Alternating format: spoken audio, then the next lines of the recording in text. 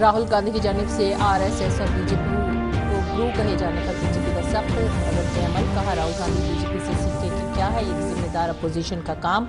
हेमंत बिस्वा शर्मा ने कहा, राहुल गांधी नागपुर आकर लें गुरु दक्षिणा।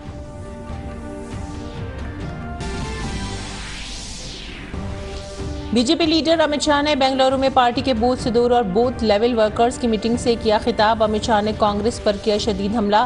कहा, कांग्रेस के लिए इख्तिदार बदनवानी, जबकि हमारे लिए गरीब से गरीब शख्स को खुशहाल बनाने का है जरिया।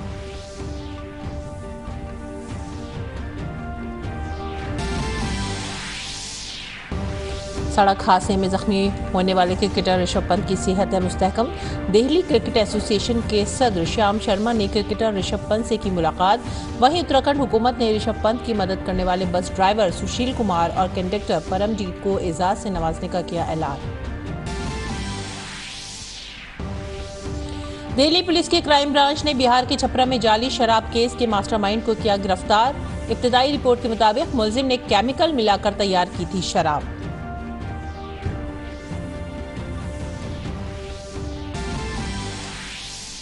गुजरात के नवसारी में दर्दनाक सड़क हादसा, बस और कार की टक्कर में 9 अफराद की मौत, मुतादिद जख्मी। वजीर आजम नरेंद्र मोदी ने हादसे पर किया दुख का इजहार। मरकजी हुकूमत ने मरने वालों के लवाहिकीन को 2-2 लाख रुपए देने का किया है ऐलान।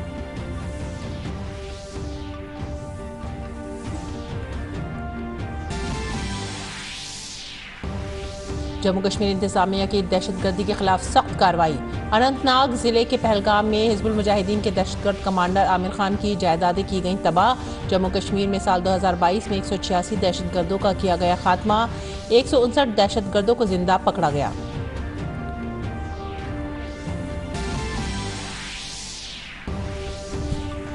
जुर्माने के साथ गुज़िश्ता माली साल के लिए आईटीआर फाइल करने का आज है आखिरी दिन। 31 जुलाई के बाद रिटर्न फाइल करने पर तय किया गया था जुर्माना।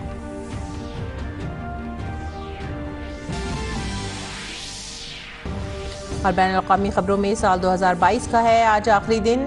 खट्टी मीठी यादें छोड़कर रुखसत हो रहा है ये साल, जबकि दुनिया भर में नए साल को खुश आमदीद कहने की तैयारियां जोरों शोर से हैं जारी।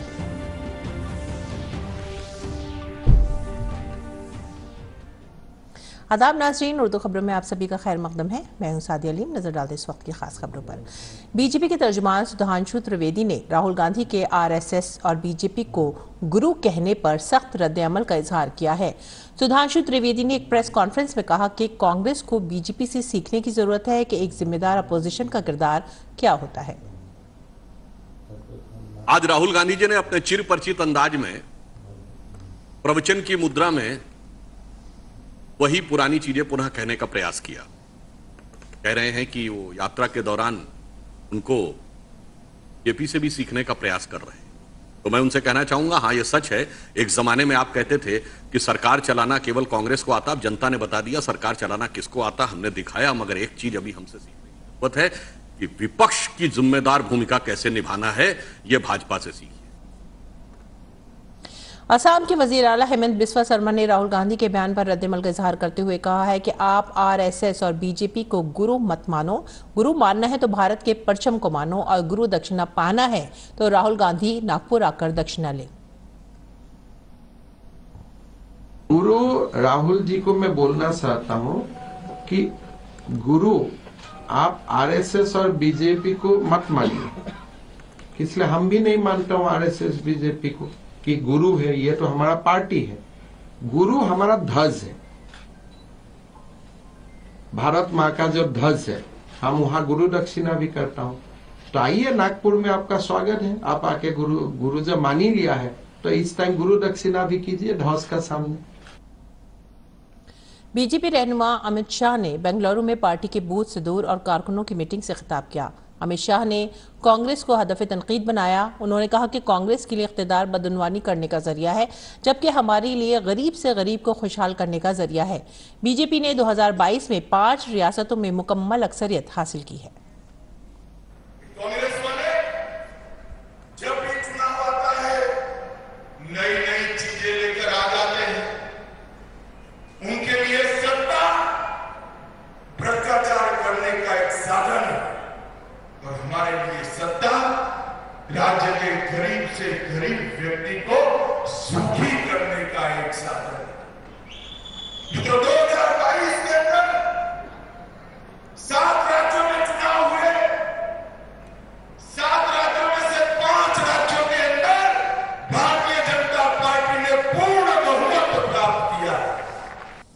उमूर दाखिला और इमदाद बाहिमी के मरकजी वजीर अमित शाह ने आज कर्नाटक के बेंगलुरु में सेंट्रल इंटेलिजेंस ट्रेनिंग इंस्टीट्यूट का संग बुनियाद रखा और ITBP के रिहायशी और गैर रिहायशी कैंपस का इफ्तिताह किया।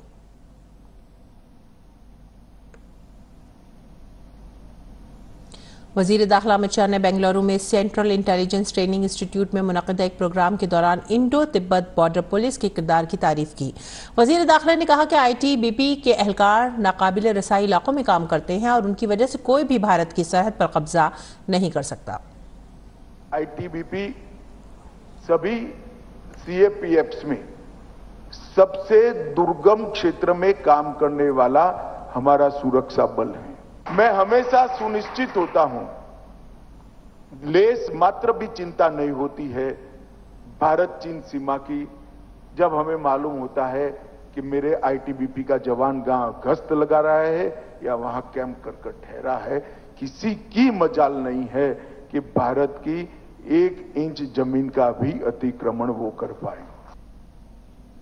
इस दौरान वजीर दाखिला ने मुल्क के मुख्तलिफ हिस्सों में वाक़े उन इंटेलिजेंस तरबियती इदारों के ताउन को याद करते हुए कहा कि सेंट्रल रिजर्व पुलिस फोर्स के अलावा बेंगलुरु में कायम किया जाने वाला ये इदारा पड़ोसी रियासतों की पुलिस की भी मदद करेगा। कलकत्ता, हैदराबाद, उसके बाद गाजियाबाद, राजस्थान, सब जगह पे जो सेंटर बने हैं उन्होंने बहुत अच्छा योगदान दिया है और आने वाले दिनों में भारत सरकार ये सारे सेंटरों के बीच में एक कोऑर्डिनेशन और BPRND के माध्यम से समानता लाने का काम भी करेगी। CDTI का ये सेंटर जो है वो CAPF के साथ साथ आसपास के राज्यों की पुलिस को भी ये सभी उद्देश्यों की परिपूर्ति के लिए मदद करेगा। जुमे की सुबह एक बड़े सड़क हादसे में बाल बाल बच जाने वाले भारतीय क्रिकेट टीम के स्टार खिलाड़ी ऋषभ पंत की हालत मुस्तहकम है। उनके दिमाग और रीढ़ की हड्डी पर भी कोई चोट नहीं आई है। अब उनके घुटने और टखने का स्कैन होना बाकी है। ऋषभ पंत के माथे पर टांके लगे हैं। पंत के लिए सबसे तशवीश की बात उनके पैर में फ्रैक्चर हो सकती है। दिल्ली क्रिकेट एसोसिएशन के सदर श्याम शर्मा ने कहा है कि पंत को बेहतर इलाज के लिए दिल्ली लाया जा सकता है। उनका कहना है कि जरूरत पड़ने पर पंत को एयरलिफ्ट किया जाएगा। उन्होंने बताया कि पंत से मिलने के लिए DDCA की टीम भी पहुंची है, जबकि बॉलीवुड अदाकार अनुपम खेर और अनिल कपूर ने अस्पताल जाकर पंत से मुलाकात की। दोनों ने पंत की सेहत के बारे में दरियाफ्त किया। पंत की कार जुमे की सुबह रुड़की के करीब हादसे का शिकार हुई थी। सबसे पहले हरियाणा रोडवेज के बस ड्राइवर सुशील कुमार और कंडक्टर परमजीत वहां पहुंचे। उन्होंने ही पंत को बचाया और एम्बुलेंस बुलाकर उन्हें अस्पताल भेजा। इस काबिल सताइश काम के लिए इन दोनों को पानीपत डिपो ने एजाज से नवाजा है। उत्तराखंड हुकूमत ने भी ऐलान किया है कि वो दोनों को एजाज से नवाजेगी।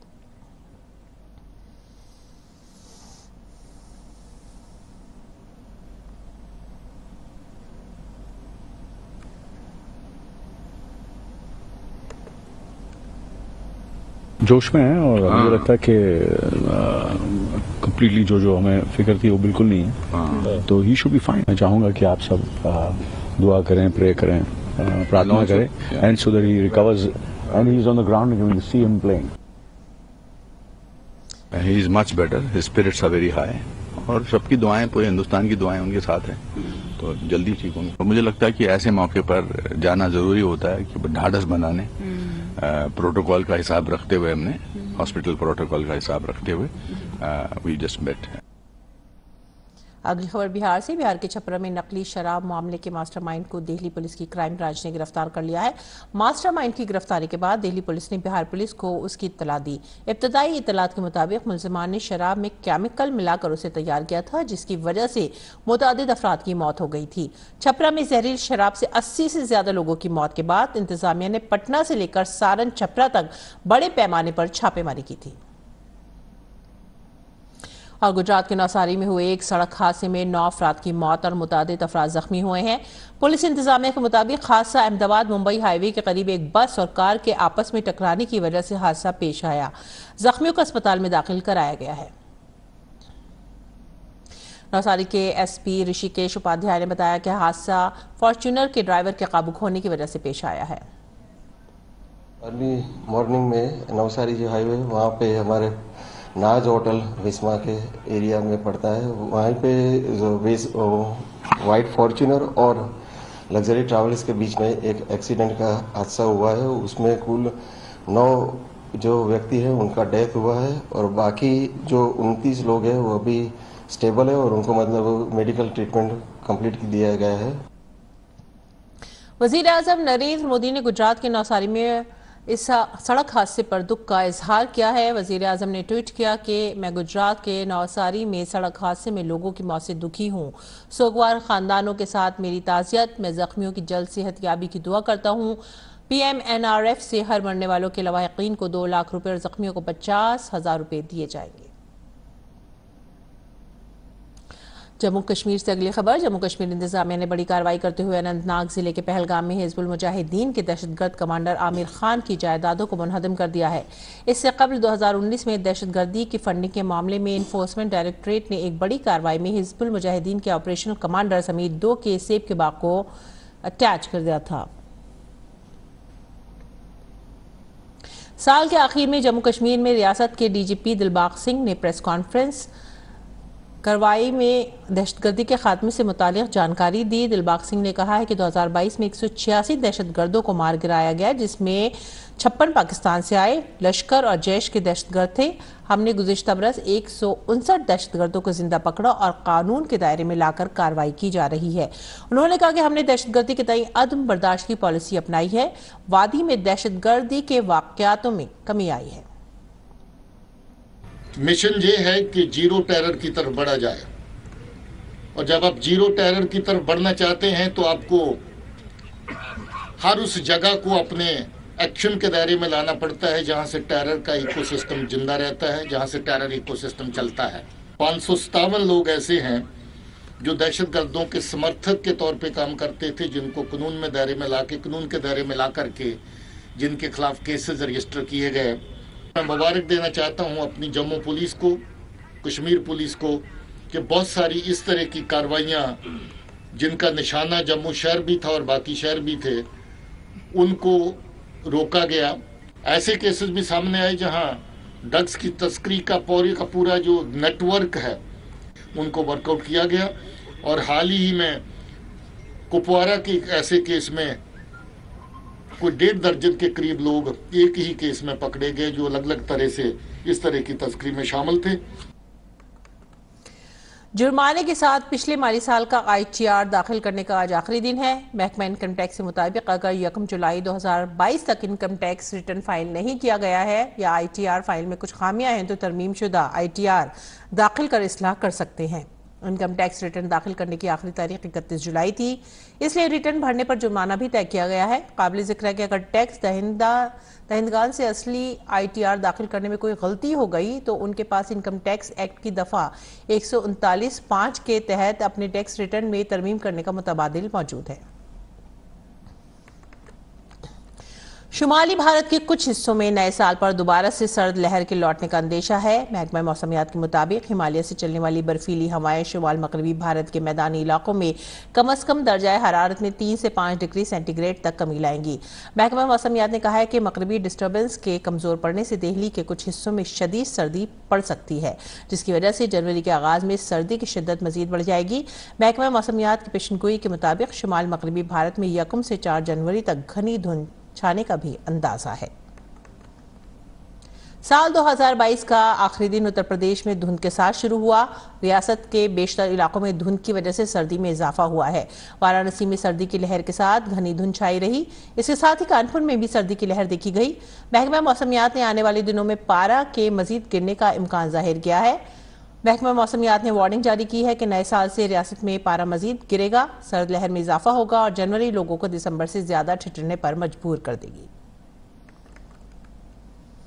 मरकजी वजारत सेहत ने कहा है कि मुफ्त टेलीमेडिसिन सर्विस ई-संजीवनी ने बहुत मुतासिरकुन रिकॉर्ड कायम करते हुए अब तक लोगों को 8 करोड़ 50 लाख मशवरे दिए हैं। इसमें मरीज डिजिटल मीडियम के जरिए सेहत के बारे में डॉक्टर और माहिरीन से मशवरा करते हैं। मरकजी वजीर सेहत मनसुख मांडविया ने कहा है कि मुल्क में आयुष्मान भारत सेहत और वेलनेस मराकज की तादाद 1,50,000 से तजावुज कर गई है। उन्होंने कहा कि मराकज बुनियादी सेहत की देखभाल की सहूलत फराहम कर रही हैं। ये खदमात सबके लिए मुफ्त दस्तियाब हैं। ई संजीवनी के जरिए रोजाना तकरीबन 4 लाख टेली कंसल्टेशन किए जा रहे हैं।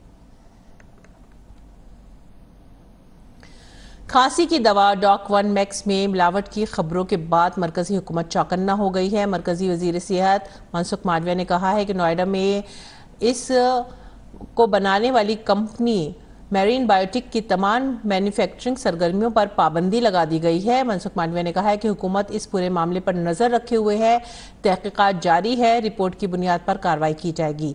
इससे पहले मुख्तलिफ मरकजी एजेंसी और उत्तर प्रदेश के फार्मास्यूटिकल डिपार्टमेंट की एक टीम ने 29 दिसंबर को नोएडा में मैरीन बायोटेक कंपनी का मुआयना किया था।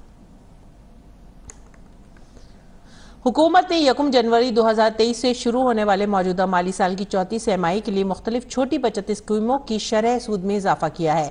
5 साला कौमी बचत स्कीम में शरह सूद 6.8% से बढ़ाकर 7% कर दी गई है। वजारत खजाना ने कहा है कि सीनियर सिटीजन सेविंग स्कीम में शरह सूद 7.6% से बढ़ाकर 8% कर दी गई है। माहाना इनकम सेविंग अकाउंट पर सूद की शरह 6.7% से बढ़ाकर 7.1% कर दी गई है। किसान विकास पत्र में शरह सूद 7.2% होगी और ये 120 महीनों में पुख्ता हो जाएगी। 1 साल की मुद्दत की छोटी बचत जमा पर सूद की शरह 5.5% से बढ़ाकर 6.6% की जाएगी। ताहम public provident fund PPF, Sukanya Samriddhi Yojana और बचत जमा पर सूद की शरह में कोई तब्दीली नहीं हुई है। कोरोना की वबा की वजह से 2 साल की पाबंदियों के बाद इस बार दिल्ली के लोग जमकर कनॉट प्लेस में नए साल का जश्न मना सकते हैं। ये इलाका 31 जनवरी की रात 8 बजे से गाड़ियों के लिए मुकम्मल तौर पर बंद रहेगा। यहां से गुजरने वाली गाड़ियों को दीगर रास्तों की तरफ मोड़ दिया जाएगा। दिल्ली पुलिस ने इसके लिए तैयारियां मुकम्मल कर ली हैं। नए साल के मौके पर पूरे शहर में वसी पैमाने पर गश्त किया जाएगा। शराब पीकर गाड़ी चलाने वालों के खिलाफ सख्त तरीन कार्रवाई भी की जाएगी। भारत समेत दुनिया भर के लोग गुज़िश्ता 2 सालों से कोरोना की वबा का शिकार थे और इस दौरान लोगों ने हर त्योहार खौफ के साथ पाबंदियों के साए में मनाया। इस दौरान इस साल कोरोना की वबा से सेहतयाब होने के बाद जिंदगी मामूल पर आने लगी तो लोग इस खौफ के साए से बाहर आने लगे और हुकूमती पाबंदियां भी हटा दी गईं। इसके बाद हर त्योहार पूरे जोशो खरोश से मनाया गया। अब 2022 को छोड़कर नए साल को खुशामदीद कहने का वक्त आ गया है, जिसे पूरे जोशो खरोश से मनाने के लिए भी तैयारियां की जा रही हैं। इस बात को मद्देनजर रखते हुए दिल्ली पुलिस ने भी खुसूसी तैयारियां की हैं ताकि लोग इस खास दिन को एंजॉय कर सकें। इसके लिए दिल्ली पुलिस की जानिब से सिक्योरिटी के खातिर ख्वाह इंतजाम किए गए हैं। इस बारे में जानकारी देते हुए स्पेशल CP दीपेंद्र पाठक ने कहा कि दिल्ली के लोगों के लिए जश्न मनाने का एक बोनाफाइड डोमेन है। हम इसे पूरी सहूलियात के साथ फराहम करेंगे, लेकिन इस दौरान अमनो अमान बरकरार रखने के लिए 16,000 पुलिस एहलकार तैनात किए जाएंगे। इस दौरान 1,000 से ज्यादा ट्रैफिक पुलिस भी तैनात की जाएगी। मुख्तलिफ अजला में 20 से ज्यादा आउटसाइड फोर्स तैनात की जाएगी। इन तैयारियों और पुलिस की तैनाती का मकसद ये है कि दिल्ली के लोग जो 2 साल बाद खुली हवा में नए साल का जश्न मनाएंगे वो इसे बेहतर तरीके से मना सके और दिल्ली पुलिस इसी जश्न में सहूलत फराहम करेगी। इस मौके पर स्पेशल CP ने कहा कि खवातीन की हिफाजत हमारी तवज्जो होगी। पुलिस की तैनाती में 2,500 से ज्यादा खवातीन पुलिस फोर्स तैनात होगी।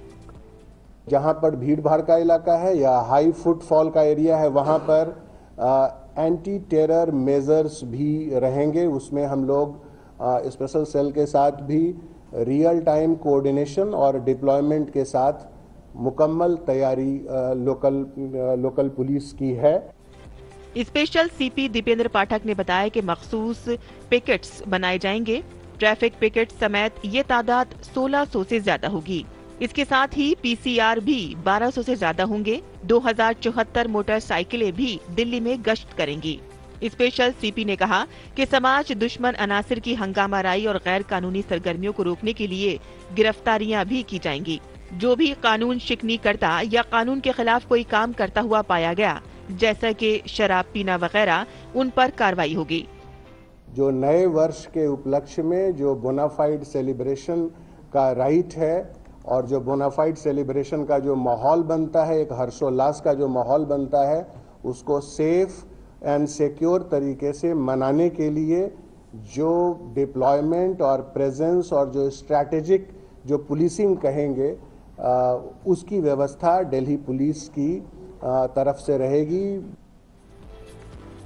नए साल के मौके पर रात 8 बजे से आधी रात 12 बजे तक दिल्ली में मुख्तलिफ मकामात पर नए साल की शाम की पार्टियों के इनेकाद के पेश नजर ट्रैफिक पुलिस ने वसी इंतजाम किए हैं। ट्रैफिक के निजाम को बेहतर बनाने की तैयारियां कर ली गई हैं। कई मकामात पर गाड़ियों के दाखिले पर पाबंदी होगी, जबकि कई रास्तों पर मुतबादिल इंतजाम किए गए हैं। करीबन 1850 लोग जो है लोकल पुलिस के साथ मिलकर ज्वाइंट चेकिंग्स वगैरह की एक्सरसाइज की जाएगी। उसके पॉइंट्स आइडेंटिफाई कर दिए गए हैं शिफ्ट्स में। इसके अलावा जो आपने ड्रंकन ड्राइविंग के बारे में जो पूछा, उसके लिए भी करीबन 125 पॉइंट्स हम लोगों ने आइडेंटिफाई किए। ये स्टैटिक पॉइंट्स हैं। इसके अलावा कुछ मोबाइल टीम्स भी हम लोग डिप्लॉय करेंगे, जो एंटी ड्रंकन बिहेवियर के लिए भी, और अंडर एज ड्राइविंग है या दिन के टाइम में ब्लैक फिल्म ड्राइविंग है, इसके खिलाफ भी कार्रवाई की जाएगी। भीड़ भाड़ वाले बाजारों और रास्तों पर गाड़ियों की पार्किंग या रुकने की इजाजत नहीं होगी। नए साल की तकरीबात के दौरान मुख्तलिफ मकामात पर ट्रैफिक पुलिस तैनात रहेगी और खुशी के माहौल में हंगामा करने वालों पर कड़ी नजर रखी जाएगी। और अब वक्त है बैनुल अक़वामी खबरों का। पोप बेनेडिक्ट 16वें 95 साल की उम्र में इंतकाल कर गए हैं। वेटिकन ने इसकी तस्दीक की है। वो 2013 तक पोप रहे। पोप बेनेडिक्ट ने दुनिया भर में कैथोलिक चर्च की क़ियादत 8 साल से भी कम अरसे तक की।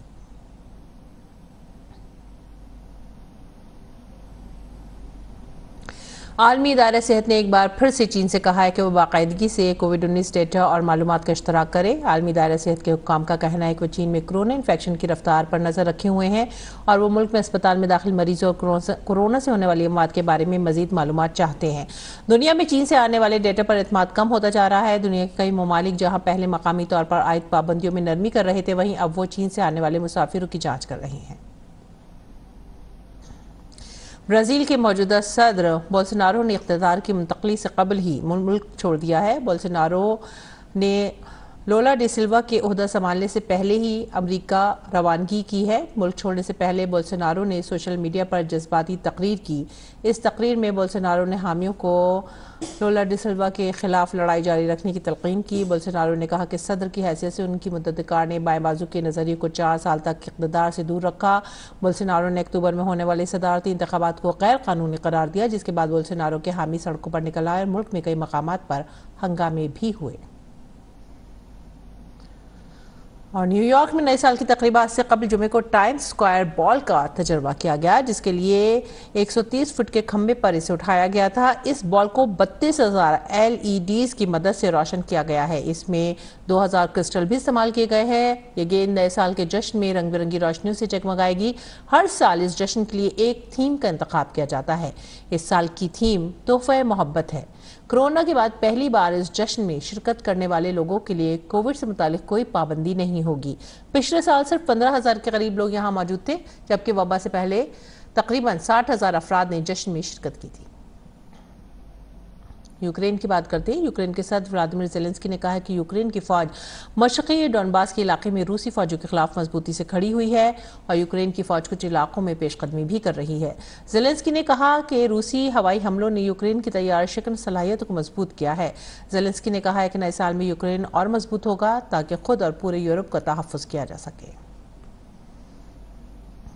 जनूबी कोरिया ने दावा किया है कि शुमाली कोरिया ने एक बार फिर से मशरक़ी बहरी इलाके में बैलिस्टिक मिसाइल दागा है। जापान के कोस्ट गार्ड ने यह भी कहा है कि शुमाली कोरिया ने एक बैलिस्टिक मिसाइल दागा। काबिल जिक्र है कि शुमाली कोरिया की जानिब से इस साल बड़ी तादाद में मिसाइल तजर्बात किए गए हैं। हालिया दिनों में शुमाली कोरिया के 5 ड्रोन जनूबी कोरिया की फ़िज़ाई हदूद में दाखिल हुए हैं। ये ड्रोन दारुल हुकूमत सेउल और मुल्क के दीगर बड़े शहरों में मंडलाते रहे। जनूबी कोरिया ने कई राउंड फायर करते हुए जवाबी कार्रवाई भी की, लेकिन किसी भी ड्रोन को मार गिराने में नाकाम साबित हुई। जनूबी कोरिया और स्पेन ने जुमे को चीन से आने वाले मुसाफिरों के लिए कोरोना जांच को लाजमी करार दे दिया है। इन ममालिक के अलावा अमेरिका, भारत समेत कई दूसरे ममालिक ने भी चीन से आने वाले लोगों के लिए कोरोना वायरस का टेस्ट कराना लाजमी करार दिया है। इटली ऐसा करने वाला यूरोपीय यूनियन का पहला मुल्क था। जुमेरात को इटली की राजधानी रोम के एयरपोर्ट पर चीन से आने वाले मुसाफिरों की कोरोना वायरस की जाँच की गई। यूरोपीय यूनियन के माहिरीन के जरिए आइंदा हफ्ते सेहत से मुतालिक इमरजेंसी मीटिंग मुनक्किद की जा सकती है। रूसी सदर व्लादिमीर पुतिन और चीनी सदर शी जिनपिंग ने जुमे को वीडियो कॉन्फ्रेंसिंग के जरिए बातचीत की। इस दौरान दोनों रहनुमाओं ने दो तरफा ताल्लुकात को मजीद मजबूत बनाने पर जोर दिया। रूसी सदर ने कहा कि वो चीन के साथ अपने फौजी ताल्लुकात को मजीद मजबूत करना चाहते हैं।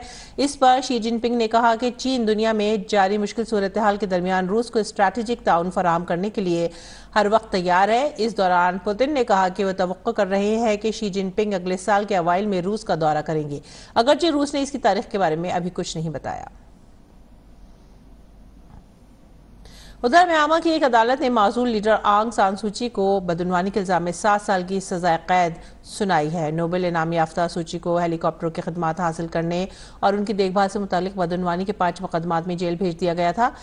उन्हें ये सजा 18 माह तक जारी रहने वाले मुकदमे की समाअत के बाद सुनाई गई है। अब उनकी कुल सजा 33 साल हो गई है। नोबेल इनाम याफ्ता और म्यांमार में कई दहाइयों की फौजी हुक्मरानी की अपोजिशन की अहम रहनुमा आंग सान सूची को बगावत के बाद से नजरबंद कर दिया गया है। वो पहले ही सजा काट चुकी हैं, जबकि वो अपने खिलाफ आयद तमाम इल्जामात से इनकार करती रही हैं। काबिल जिक्र है कि सूची ने अपनी सियासी जिंदगी का एक बड़ा हिस्सा फौजी हुकूमतों के तहत नजरबंदी में गुजारा है। और इसी के साथ ही हमें दीजिए इजाजत। आदाब।